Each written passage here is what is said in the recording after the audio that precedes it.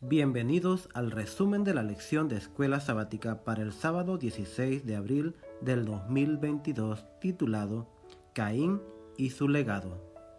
El versículo para memorizar lo encontramos en el libro de Génesis capítulo 4 versículo 7 que dice así: Si bien hicieres, ¿no serás enaltecido?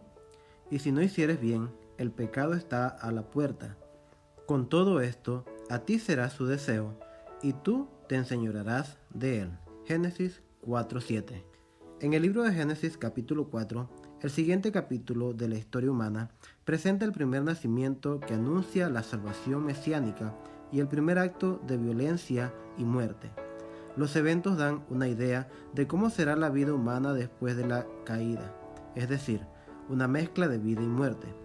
El nacimiento y el crimen se entrelazan. La estructura del capítulo 4 expresa esta tensión mediante la forma de su estructura quiástica, que alterna entre el nacimiento y el homicidio. La estructura de Génesis 4 aporta varias lecciones. La salvación de Dios se abre paso a través de una serie de contrastes entre Caín y Abel, de sus nombres, sus comportamientos y sus respectivos sacrificios, e incluso entre Caín y Lamec. Aunque los homicidios cometidos por Caín y Lamec ocupan todo el espacio, el capítulo está relatado con esperanza. Comienza y termina con la promesa mesiánica. El capítulo comienza con el nacimiento de Caín y termina con el nacimiento de Set, mientras que el nacimiento de Caín conduce al fracaso y tiene un horizonte limitado compuesto por logros humanos y violencia, lo que lleva al diluvio. El nacimiento de Set repara el fracaso anterior y restaura el plan de salvación de Dios, lo que conduce a la supervivencia de la humanidad en la historia y a su salvación. Comentario: el nacimiento de Caín. Eva asocia el nacimiento de Caín con la presencia de Yahweh.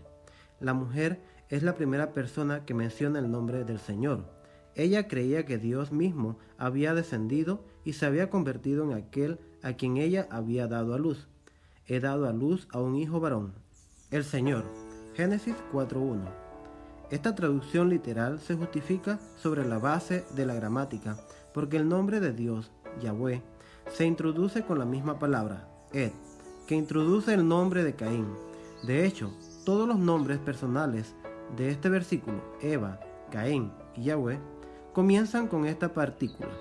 Además, la frase Ed, Caín, Caín, es paralela a la frase Ed Yahweh, el Señor. Estas dos frases se encuentran en el mismo lugar al final de la proposición respectiva, y así se hacen eco entre sí. Además, el uso de la palabra Ed antes del Señor marca un fuerte énfasis en el Señor. Esta identificación es solo un indicio de cómo debieron haberse sentido Adán y Eva al recordar la promesa de Génesis 3:15. Probablemente Eva haya pensado que había dado a luz a su Redentor. Elena de White interpreta este pasaje de esta manera: cuando Adán y Eva oyeron por primera vez la promesa, esperaban que se cumpliese rápidamente. Con gozo dieron la bienvenida a su primogénito, esperando que fuese el libertador, deseado de todas las gentes. Capítulo 23. Leamos el libro de Génesis capítulo 4, 1 y 2. Analiza el significado de los contrastes entre los dos hermanos. Caín nació primero, mientras que Abel nació segundo. El nombre de Caín significa adquirir, poseer, mientras que el nombre de Abel significa vapor, efímero, vanidad. Caín habla mientras que Abel no habla nunca. El sacrificio de Caín, Génesis 4, 3 y 4. Mientras que Caín decidió tomar su ofrenda solo del fruto de la tierra, Génesis 4:3, Abel trajo también su ofrenda, Génesis 4:4. Por lo tanto, en contraste con la ofrenda de Caín, la ofrenda de Abel se ajustaba a la ley que requería que se presentara un sacrificio animal para el holocausto. Éxodo 29, 39 y 41. Sin embargo, si bien Abel cumplió con la instrucción divina, Caín decidió ignorarla. Además, una comparación entre los dos actos de ofrendar revela un ligero matriz entre ellos. Mientras que Caín ofrece a Jehová, Abel simplemente ofrece. La mención a Jehová está ausente en la descripción del sacrificio de Abel. Esta pequeña diferencia tiene un significado profundo, ya que refleja dos conceptos de adoración radicalmente diferentes. Mientras que Caín considera que su ofrenda es un regalo para Dios, Abel entiende su sacrificio como un recordatorio del regalo de Dios para él. Mientras que Caín ve su religión como un movimiento ascendente hacia Dios, Abel la experimenta como un movimiento descendente de Dios. Esta mentalidad contrastante también puede explicar otra diferencia con respecto a cómo se eligieron las ofrendas. La ofrenda de Abel no era per se una ofrenda mejor que la de Caín.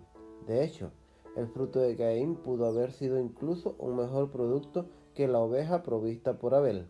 Sin embargo, la diferencia estaba en que Abel eligió de entre los berojot, la primicia, de los primeros frutos, el producto más precioso de la temporada, algo que luego sería justificado por la legislación mosaica en Éxodo 23:19. Mientras que Caín tomó cualquier fruto de la tierra. En el contexto de los capítulos anteriores, cada una de las dos ofrendas evoca algo diferente. La ofrenda del fruto de la tierra, Adama, apunta a Génesis 3:19, que se relaciona con el esfuerzo humano y la perspectiva de la muerte. La ofrenda animal, por otro lado, alude a Génesis 3:21 y brinda la promesa de la protección divina y la perspectiva de la vida. La ofrenda de Caín era la expresión de trabajo humano para acceder a Dios. La ofrenda de Abel expresaba la necesidad de salvación proveniente de Dios. Además, la ofrenda de Abel estaba relacionada con la promesa del Cordero mesiánico de Génesis 3:15, que sería sacrificado para salvar al mundo, mientras que la ofrenda de Caín era un ritual vacío. Observa el mismo contraste entre la ropa humana, Génesis 3:7, que usa la hoja de higuera, un vegetal, versus la ropa divina, que usa la piel de un animal e implica el sacrificio de sangre, Génesis 3:21. El crimen de Caín. El uso de la frase "y dijo Caín", que se hace eco de la frase "Jehová dijo a Caín", Génesis 4:6, indica que se suponía que Caín debía responder a Dios. Sin embargo, en lugar de responder a Dios por fe, Caín se vuelve hacia su hermano y lo mata. Génesis 4:8. Es significativo que el crimen cometido por Caín siga inmediatamente a este cambio en el diálogo, de la intervención vertical fallida a la horizontal. Por ende, se plantea el mecanismo del primer crimen religioso. Los crímenes de los celosos no se cometen porque crean que tienen razón. Al contrario, los homicidios por fanatismo e intolerancia religiosa se deben a la falta de respuesta a la palabra de Dios. Cuando se reemplaza la fe, habrá delincuencia. Caín mató a su hermano no porque Caín creyera que tenía razón y que su hermano estaba equivocado, sino al contrario, porque Caín era malo y su hermano era justo. Primera de Juan, capítulo 3, versículo 12. El crimen de Lamec. También hay un contraste entre el crimen de Caín y el crimen de Lamec. A diferencia de Caín, Lamec llevó al asesinato un paso más allá. Lamec presentó su asesinato como un acto positivo y valioso, y literalmente se jactó de ello. Mientras que Caín optó por permanecer en silencio, Lamec, al contrario, escribió una canción. Mientras que Caín pide misericordia a Dios, Lamec ignora a Dios y somete a sus esposas a una letanía de sus proezas y su hazaña homicida, como si fuesen dignas de aprobación. El mismo cambio de paradigma que se observa en el crimen de Caín también se puede encontrar aquí.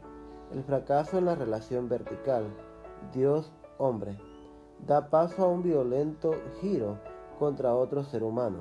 De hecho, Lamec avanza en dirección contraria al perdón. Habla de venganza, aludiendo al delito adicionales en el fruto, y hasta redobla considerablemente su venganza.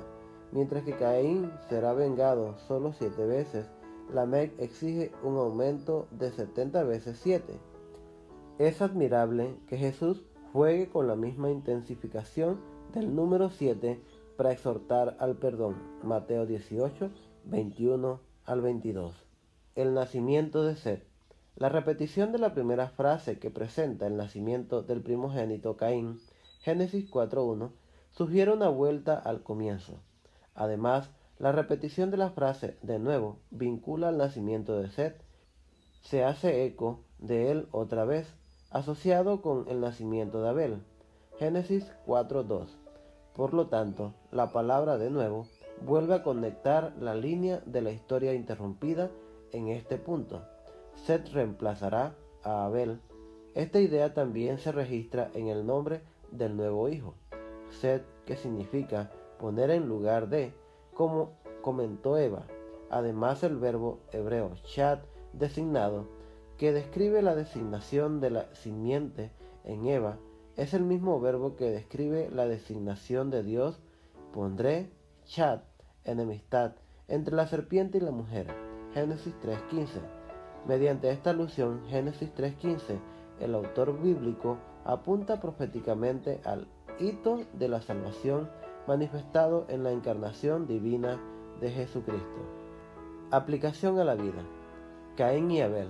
¿Qué lecciones sobre el carácter podemos aprender del contraste entre Caín y Abel? Caín habla mientras que Abel calla.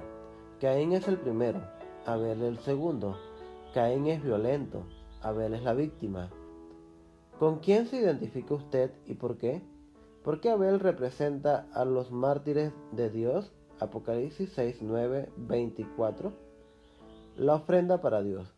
¿Qué lecciones de religión podemos aprender de la comparación entre la ofrenda de Caín y la ofrenda de Abel? ¿Qué es más importante, lo que recibimos de Dios o lo que le damos? ¿Por qué el regalo de Dios es la única forma de ser salvos? El enojo de Caín. Génesis 4, 6 y 7 y Mateo 5, 21 al 26. ¿Por qué se enojó Caín?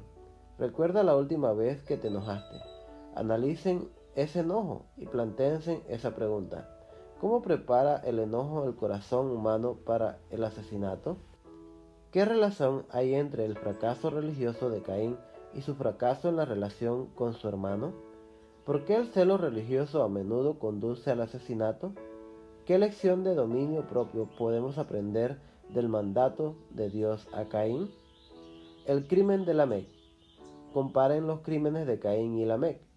¿Cuánto se asemejan en degradación? ¿Cuán diferentes son en nivel